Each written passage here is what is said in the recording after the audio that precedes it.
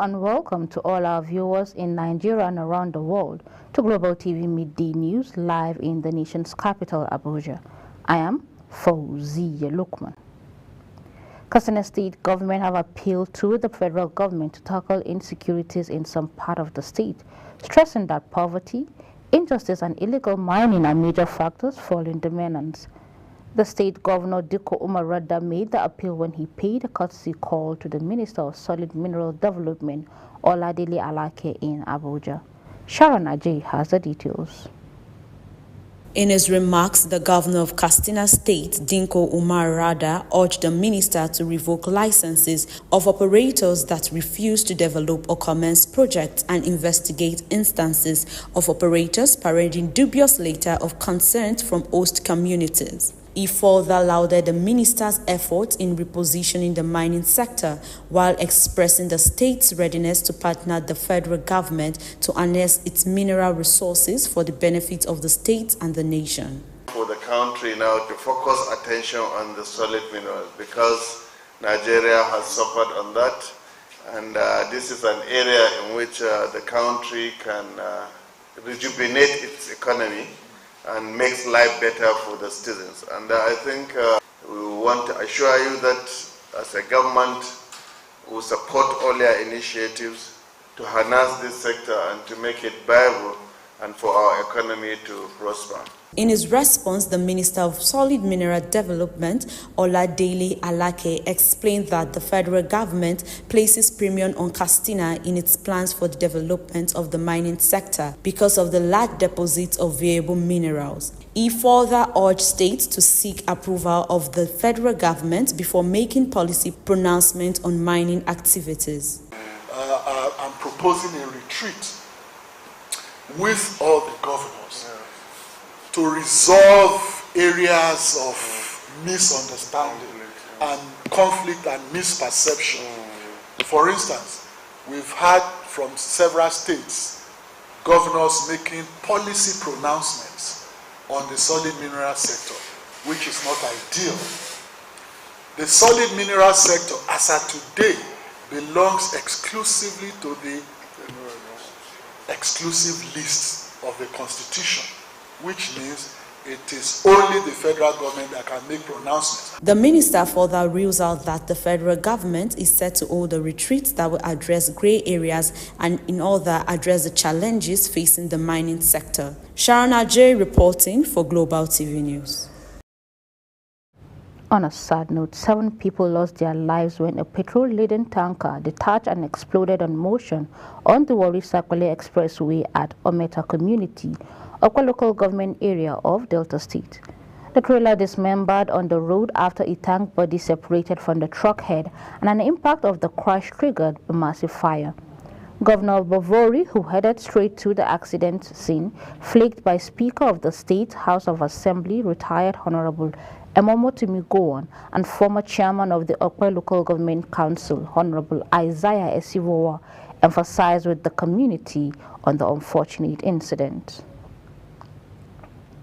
The Katsina State Governor Dikko Radda has defended the trip of the northern governors to the United States, stating that its purpose was to seek lasting solutions to insecurity afflicting the region.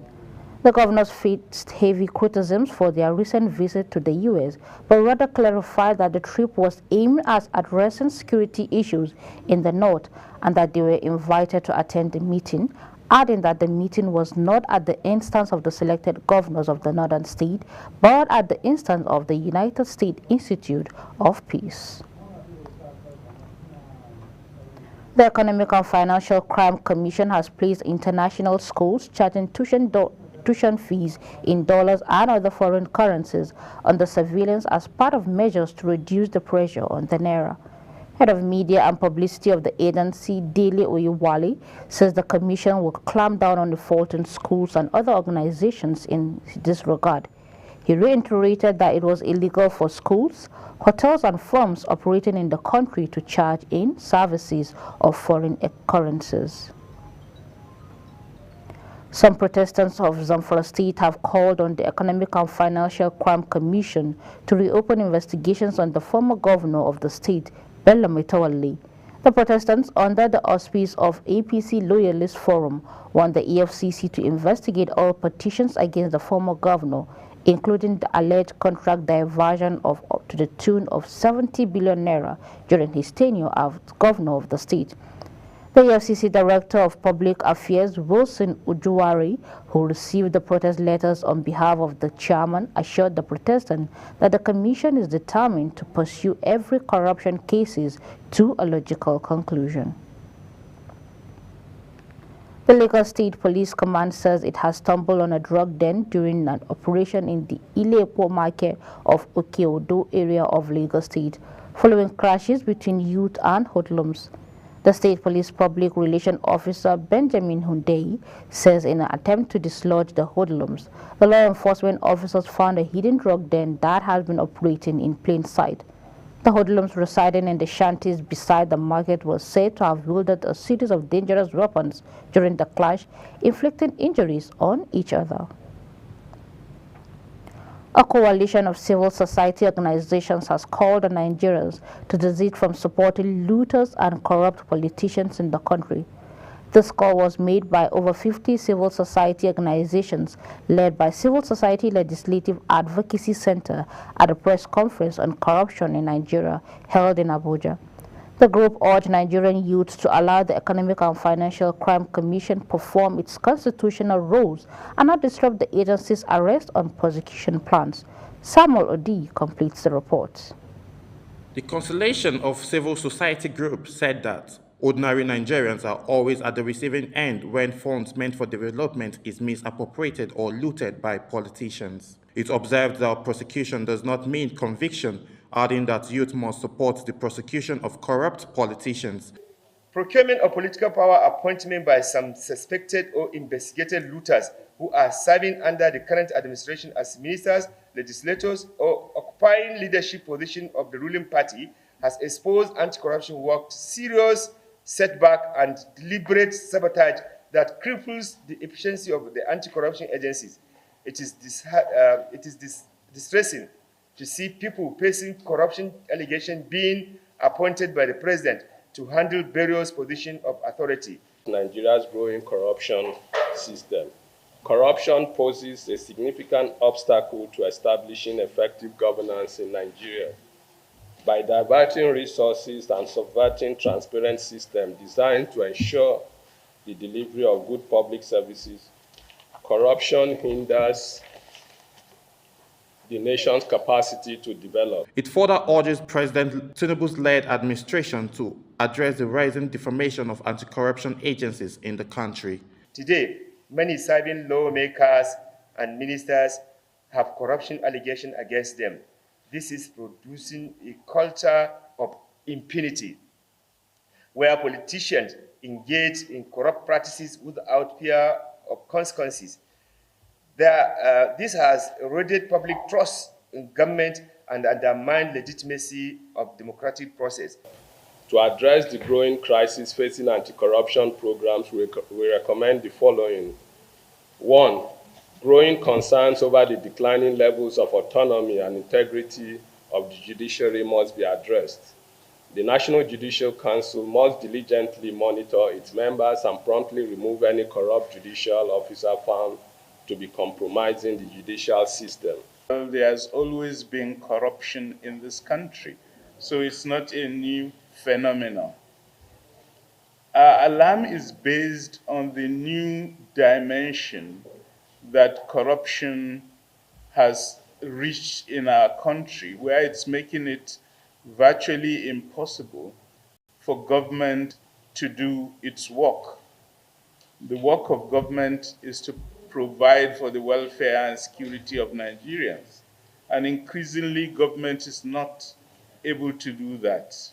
They noted that Nigerians have their hopes on democracy despite its flaws and urges anti-corruption agencies and judiciary to do the needful.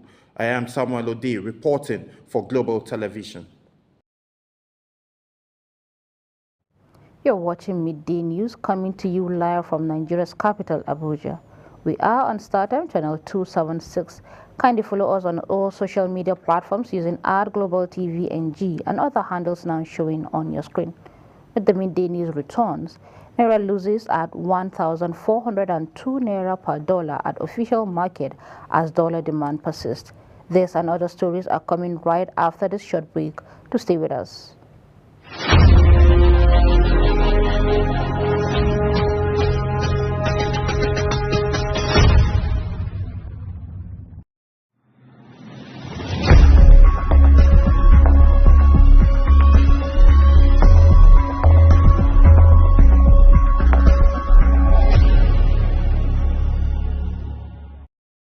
Welcome back to Global Television, bringing you live broadcasts of the midday news. Thank you for staying with us. On the forensic prosecutors and the mayor says one person was killed and 6 injured overnight in a shooting at France's capital, northern Paris suburb, likely linked to drug trafficking. The attack in a parking lot near the cultural center at Sèvres, which lies between the city Paris and the city's main airport, Charles de Gaulle, took place around 11:45 p.m. local time on Friday night. Police sources they found 4 injured people strewed on the ground. One died soon after the 3 were taken to the hospital in a serious conditions. The 3 people were injured with bullets later taken to the hospital, adding that 2 people have arrived in the parking lot in a car and one of them opened fire and the attackers then fled.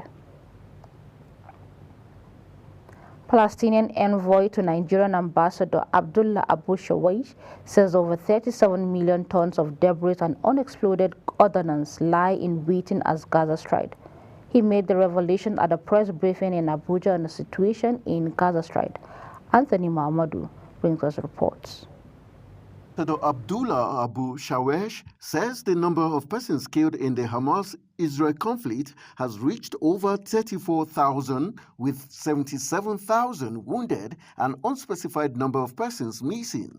The ambassador says Euro-made monitor report reveals the discovery of dozens of bodies from the mass graves in Al-Shifa Medical Complex courtyard, and says calls for an independent investigation to hold those responsible accountable. They discovered 2 mass graves in Shifa and on Nasser hospitals. What we are calling for, as I was very clear in this regard, and I repeated myself 2 times, we call likewise the spokesman of the United Nations Secretary General, we call for an independent investigation committee, fact-finding commission to come and to investigate and to bring to us all, to the international community, and a clear, trustable report about what happened and about the mass graves and about the using of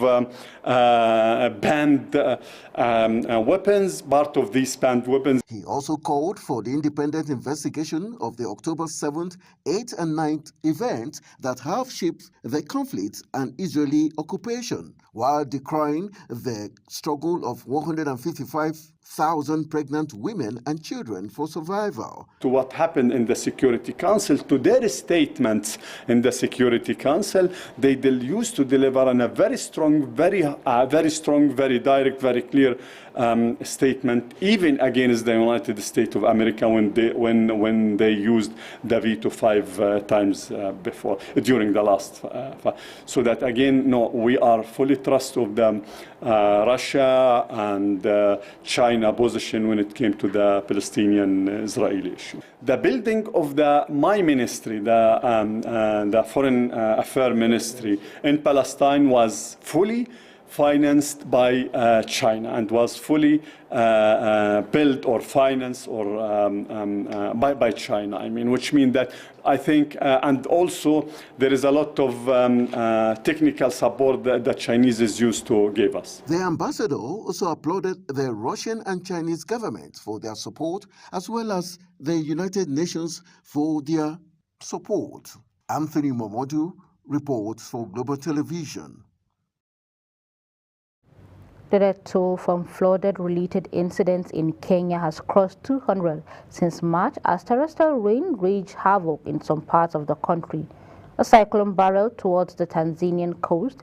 The Interior Minister says in a statement that 22 people have been killed in the past 24 hours due to triggering flooding and landslides that have destroyed crops, swallowed homes, and displaced hundreds of thousands of people.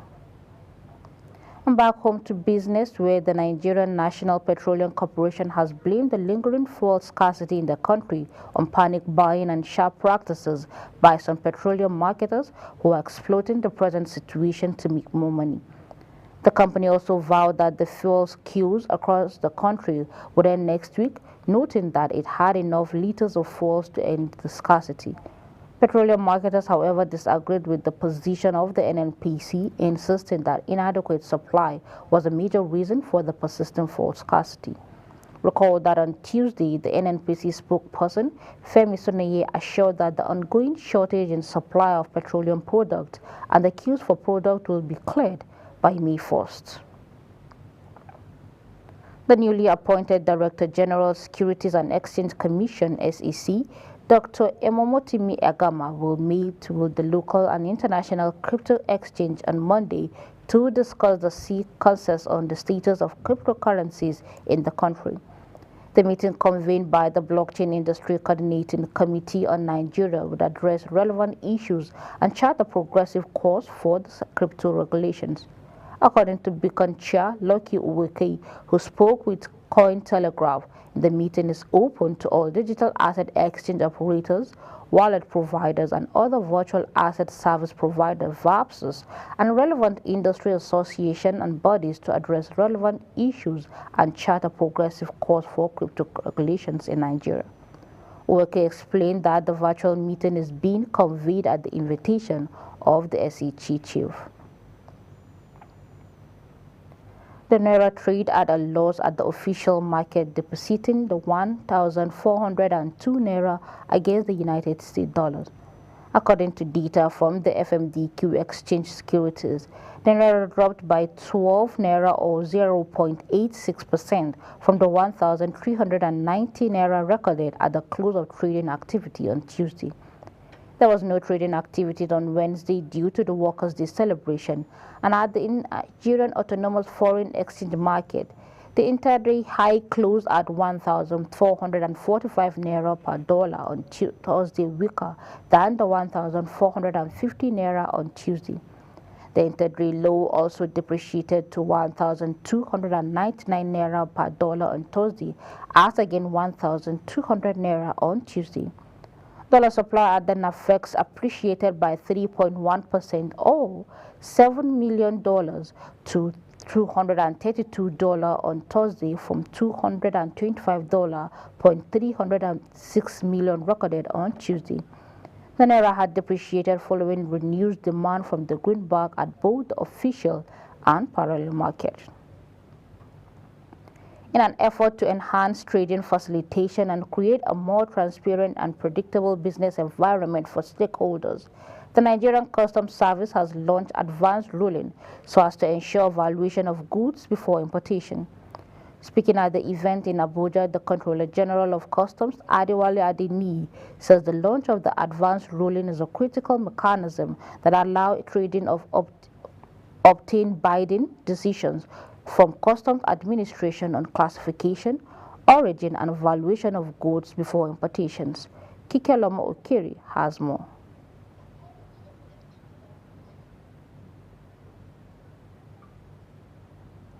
While we're waiting for the report from Kikeloma Okiri, the federal government says it will stop granting license to gas companies with no capacity building pipelines for gas distribution.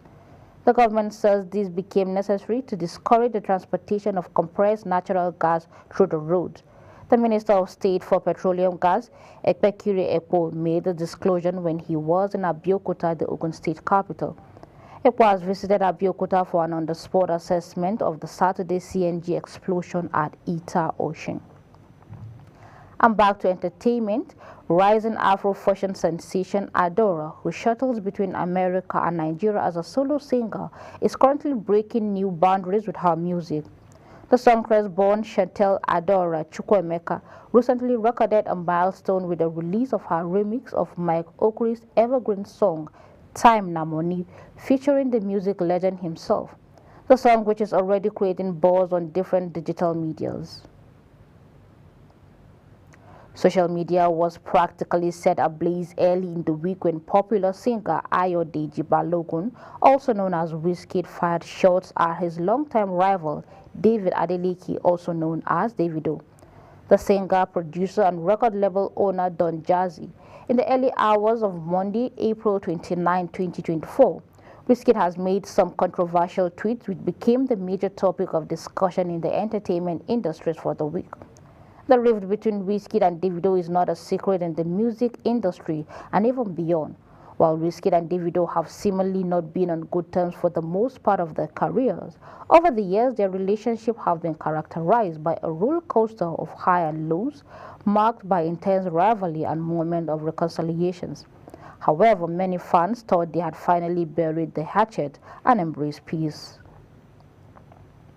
And in sport, Pep Guardiola has played down suggestion that Manchester City's greatest experience will be pivotal as the side go head for Arsenal for the Premier League title, saying his side must be perfect to come out on top.